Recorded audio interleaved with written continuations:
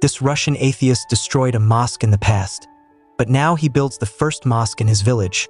Imagine a small village in the heart of Russia, surrounded by pine forests and frozen snowfields almost all year round. In that quiet place, a dark history once occurred. A house of worship was destroyed, not by war, not by an earthquake, but by human hands. Hands that consciously and deliberately tore down the house of Allah. Hands once controlled by hatred and arrogance. Now, in the same place, those very hands lift the first stone to rebuild the mosque they once destroyed. The same hands, but a different heart. A transformation that no one who knew him in the past could have imagined. This is a true story, not a fairy tale. The story of a man named Oleg Vasilyev, born and raised in the city of Ufa, the capital of the Republic of Bashkortostan, Russia. He was not just an atheist, but someone who once believed Islam was the enemy. He grew up in the post-Soviet generation, where atheism was not only a worldview but part of an ideological identity instilled from childhood. Oleg once said loudly and confidently to a friend, "Religion is a drug that makes people weak. We must save society from the illusion called God." At that time, for Oleg, destroying a mosque was not a crime but liberation. He believed he was cleansing the village of symbols of darkness and backwardness. He was convinced that in destruction, he was bringing enlightenment. But he did not know that it was from those very ruins that guidance would greet him. The question is, what can change someone like Oleg? What makes a hardcore atheist, who once destroyed a house of worship, turn into a devout Muslim, a Quran teacher, and a figure who builds a mosque in his homeland? Is it because of long debates, scientific books, or disasters and life crises? The answer is much deeper and touching, because Allah's guidance does not always come with loud voices or bright lights. It comes quietly, slipping through the cracks of logic and feelings, as Allah says in Surah An-Nur verse 35. Allah is the light of the heavens and the earth. The example of his light is like a niche within which is a lamp. Surah An-Nur verse 35. The guidance is that light. A light that slowly penetrates the dark space that has long been tightly closed in the human heart. In Oleg's case, that light entered not through coercion or insults, but through simple observations, the sincere morals of Muslims, and the profound meaning of the Quran he encountered by chance. It is Allah who turns the hearts of humans.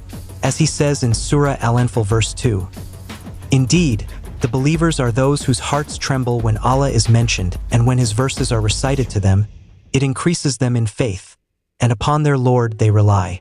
Surah Al-Anfal verse 2. Oleg's story is not only a spiritual journey but also a mirror reflecting the depth of Allah's mercy, which can touch even the hearts farthest from him. Even someone who once destroyed his house can become its guardian and defender. So never underestimate anyone. Never close the door to those still mired in mistakes, because Allah opens the path of guidance not based on who we were, but who we want to be today. As stated in Surah Az-Zumar verse 53, "Say, O my servants who have transgressed against themselves by sinning, do not despair of the mercy of Allah. Indeed, Allah forgives all sins. Indeed, it is He who is the forgiving, the merciful." Surah Az-Zumar, verse 53. This is the story of Oleg Vasilyev, from mosque destroyer to its founder, from an Islam hater to a defender of the Dawah, from utter darkness to a light full of mercy.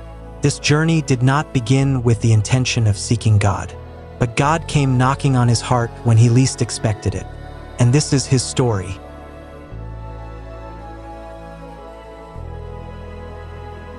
Oleg Vasilyev was born in 1979 in a small village called Starokermashivo, in the Republic of Bashkortostan, Russia.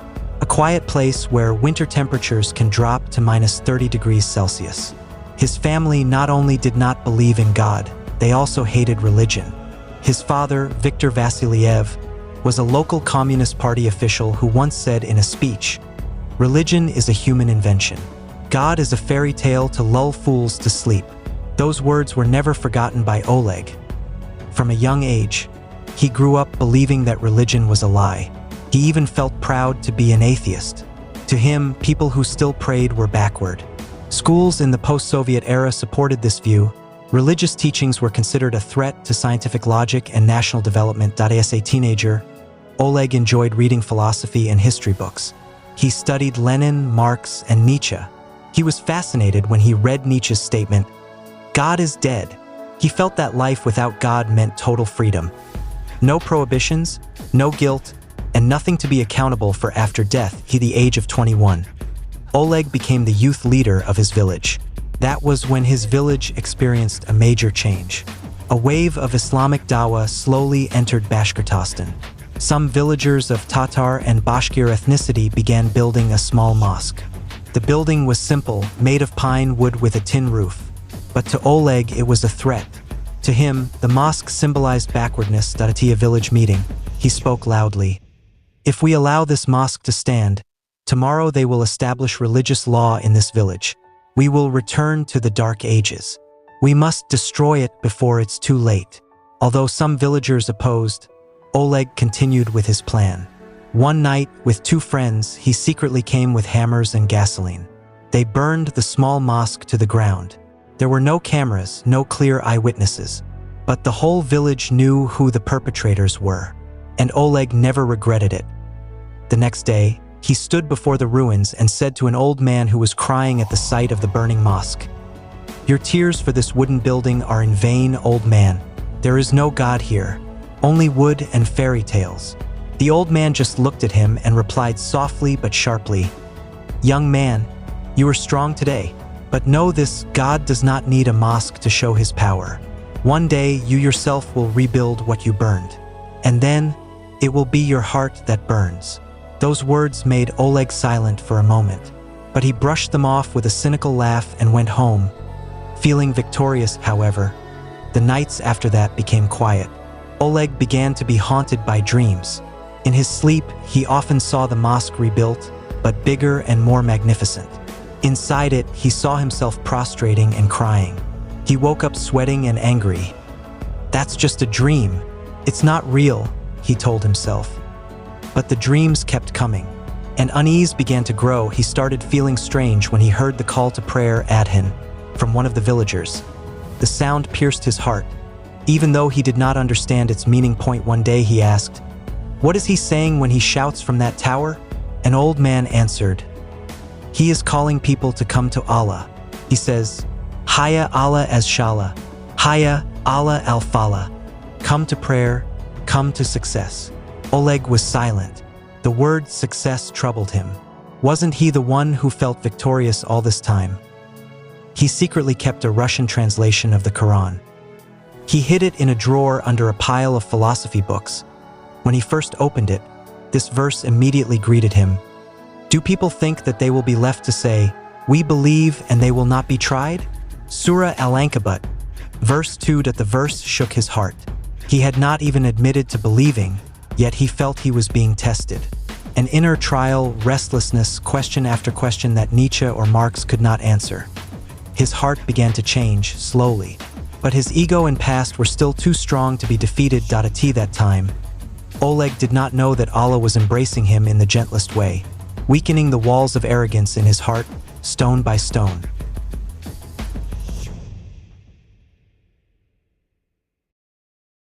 A few months after the burning of the mosque, Oleg's life began to feel empty.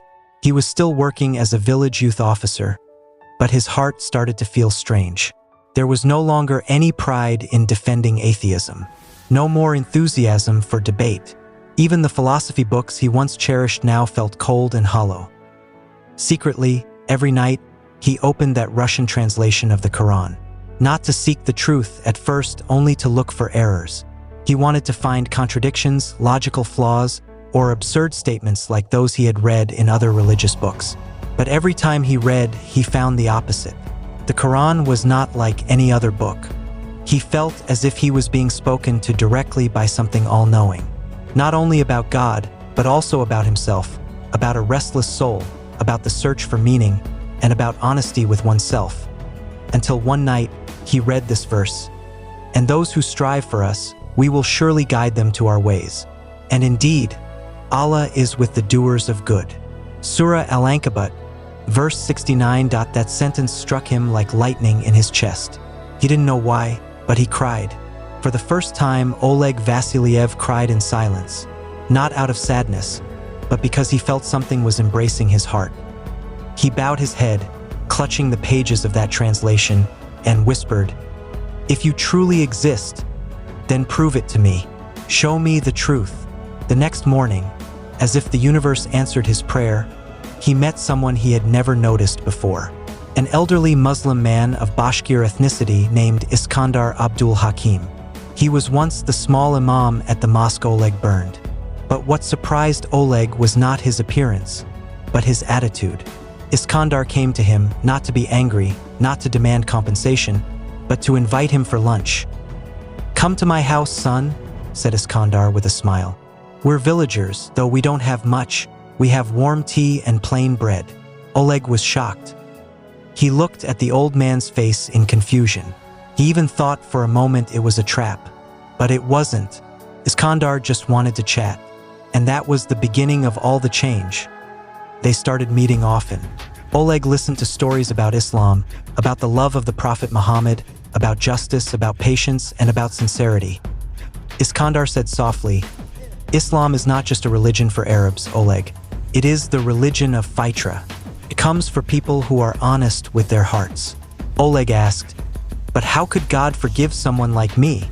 Iskandar simply replied with a smile, "Have you not read his words?" Then he recited a moving verse. "Say, O my servants who have transgressed against themselves, do not despair of the mercy of Allah. Indeed, Allah forgives all sins. Indeed, He is the forgiving, the merciful." Surah Az-Zumar, verse 53. Tears fell from Oleg's eyes. He felt that verse was his answer. That verse seemed to sweep away all the dust in his heart. For the first time in his life, he felt forgiven. Not by humans, but by the one he had denied all this time. A few weeks later, Oleg began to join the prayers, even if at first he only stood at the back. He didn't know what was being recited, but he followed the movements. And every time he prostrated, he felt like he was becoming human again. Until finally, he came to Iskandar's house and said with teary eyes, "I want to know your God, not as a theory, but as light." Iskandar nodded. He embraced Oleg, then guided him to recite the 2 sentences of the Shahada. That day, in the quiet of the village, Oleg recited the Shahada. He cried not out of fear, but because for the first time in his life he felt free.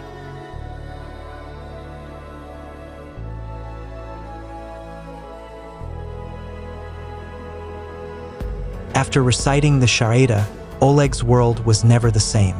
His heart was at ease, but the road ahead was steep. Rumors began to spread quickly in his village. A former atheist activist, the man who burned down the mosque, now a Muslim? For some, it sounded like a joke. Some of his colleagues sneered. In the village office, whispers could be heard every time he passed by. Even his own superior called him in and spoke with a cynical tone. "Oleg, you're joking, right? Becoming a Muslim? After everything you've done?" Oleg looked at him calmly, though his heart was in turmoil. "No, I'm serious, and I don't need anyone's approval to believe in the truth." Not long after that, his dismissal letter arrived. He was fired from his position as a village official. The reason was unclear, but Oleg knew exactly why. He was dismissed because of his faith. At home, his elderly mother could not hide her disappointment. She hugged Oleg while crying, "Why, son? Why choose this path? You know they will hate you." Oleg replied gently, "Mother, I used to live with hatred, but I was empty. Now I am hated, but my heart is full." Oleg spent the following days in solitude. He no longer had a job. Some friends distanced themselves, but he continued to come to the mosque every day. The small mosque was now being cleaned and repaired by several Muslim villagers. There, for the first time, Oleg sat alone, gazing at the blackened, charred walls. He knew he was the one who had hurt this place. He placed his forehead on the mosque floor and prayed with tears, "O Allah, if you truly accept me as your servant, allow me to atone for this. Allow me to rebuild what I once destroyed." That night, he began writing letters to several Muslim communities in the nearest big city. He explained that he was a convert who wanted to help rebuild the small mosque that had been burned down. Unexpectedly, a few weeks later, help began to arrive. Not much, but enough to buy wood, cement, and basic materials. What touched him most was the content of one letter from an anonymous donor. Just a single line: "What was destroyed by hatred will be rebuilt by love." Thus began those difficult days. Every morning, Oleg worked alone at the mosque, carrying stones, mixing cement, patching the walls, installing the roof. His hands were wounded, his body was tired, but his face always shone with joy. Some Muslim villagers came to help him in secret. The village children grew curious and started playing around the mosque. Eventually, old Iskandar said to him, "You're not just rebuilding this mosque, son. You're rebuilding the faith of those who almost lost hope seeing hatred win." On a cool afternoon, as Oleg finished placing the last plank on the mosque's exterior, the call to prayer for Dur echoed. He stood in the yard, gazing at the small building. Now it was no longer blackened. Simple white paint adorned it. Not grand, but pure. He smiled, then bowed his head. "I once came to this place carrying fire to burn. Today, I come with tears and prayers." He then entered, performed ablution, and joined the congregational prayer in the very back row. His voice was soft as he recited Al-Fatiha, but his heart was pounding, because he knew this was his true home.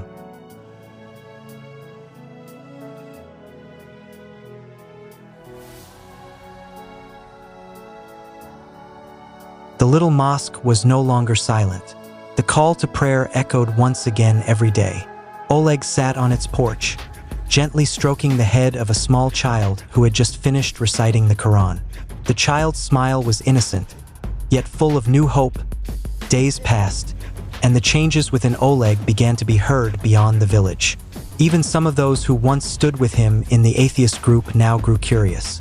Among them was Roman, his old friend who had been the most vocal in spreading hatred toward religion. One afternoon, Roman came to see him. His face was still full of doubt. His eyes gazed at the mosque, now rebuilt, as if he couldn't believe it. "Oleg, so, is all this true? Are you really a Muslim now?" Oleg smiled. He stood up and invited Roman to sit under an old tree near the mosque's fence. The afternoon air was cool, but their conversation felt warm. "Yes, Roman, I'm a Muslim, and not because I was forced, but because I finally found the truth." Roman snorted softly. "We both used to hate all of this. That book, its rules, its symbols. You remember, right?" Oleg nodded, his eyes looking far into the sky. "I remember, but what we hated wasn't the truth. What we hated was just a shadow we created ourselves." He then took a small mushaf from his pocket and opened it slowly. "Roman, do you know what verse first shook my heart when I read the Quran?" Roman shook his head. "This one, Surah Al-Fusilat verse 34, repel evil with what is better. Then the one between you and him with whom there was enmity will become as though he was a devoted friend." Oleg closed the mushaf and looked at his old friend.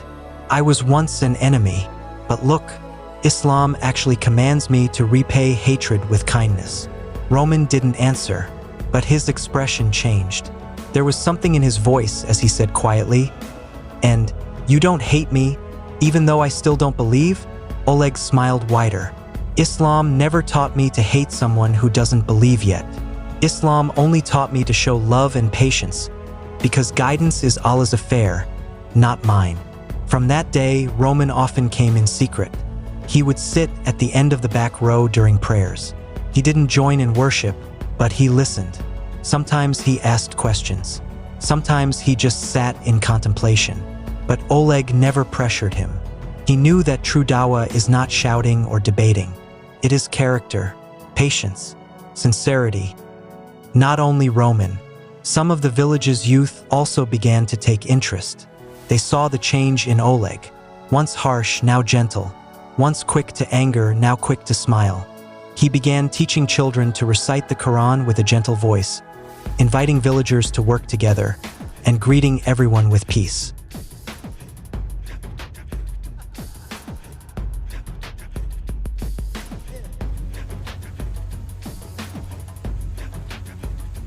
Roman sat lost in thought in his room. That night, he could not sleep. Thoughts about Oleg and the great change in his friend's life kept troubling him. All this time, Roman had been proud of his beliefs as an atheist and nationalist. He once believed that religion was nothing but a shackle of ignorance that must be fought fiercely. But what he saw in Oleg now made him uneasy in his heart. Roman struggled between his old pride and a newly growing curiosity. He remembered the last time he met Oleg under the mosque tree. The gaze full of love and sincerity that he had never experienced from anyone else. Roman took a deep breath and closed his eyes.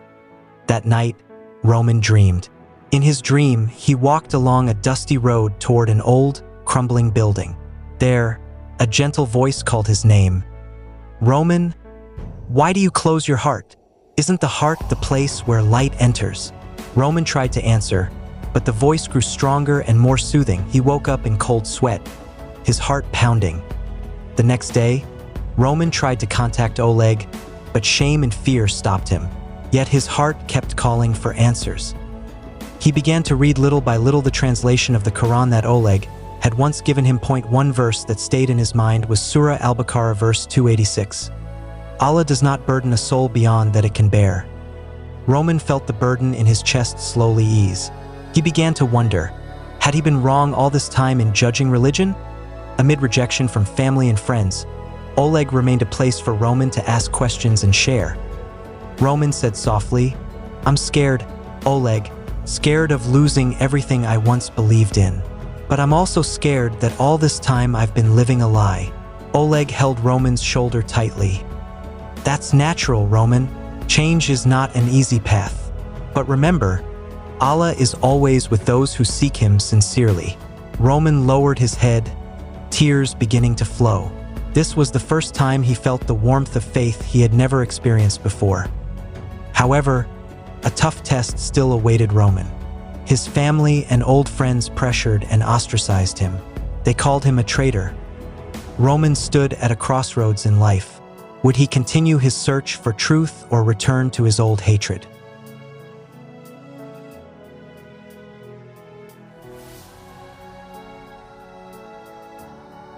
Year 2011. Nearly a decade after reciting the Shahada, Oleg returned to his small village with a big mission: to rebuild the mosque he once destroyed. Oleg stood on the ground where the old mosque had stood, looking around with eyes full of hope and determination. This is not just a building, he thought. It is a symbol of forgiveness, hope, and guidance. However, the path he took was not easy. The villagers still held old grudges. Some considered Oleg a traitor, and some openly rejected his presence. An elder of the village approached with a serious face. "Village elder, Oleg, you have brought shame to this village. Why have you come back and want to build a mosque here?" Oleg answered calmly, "Oleg, I come not to divide, but to unite. I want to prove that Islam brings peace and goodness to us all." Despite the rejection, Oleg did not give up. He began collecting funds from the Muslim community in Kazan and several international humanitarian organizations. Day by day, stone by stone began to be arranged.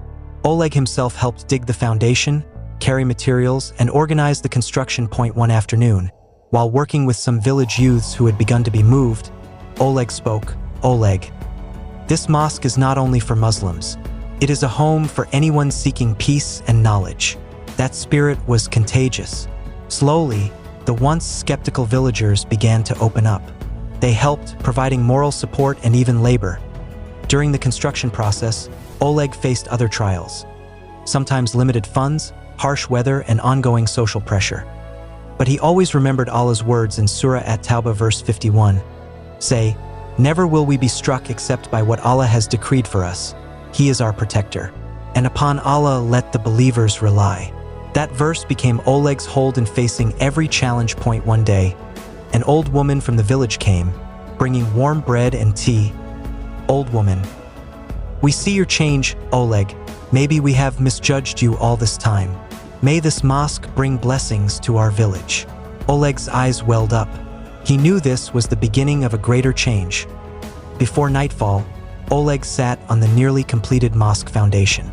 He prayed earnestly, "O Allah, Make this mosque a place for all of us to seek refuge and learn. Grant steadfast faith to both the new and the old among us. Forgive my sins and accept my good deeds. In his prayer, he felt a peace he had never felt before. The mosque's construction became a symbol of real guidance, not only for Oleg but for the entire village. From someone who once was an enemy of Islam, he had become a protector and spreader of goodness.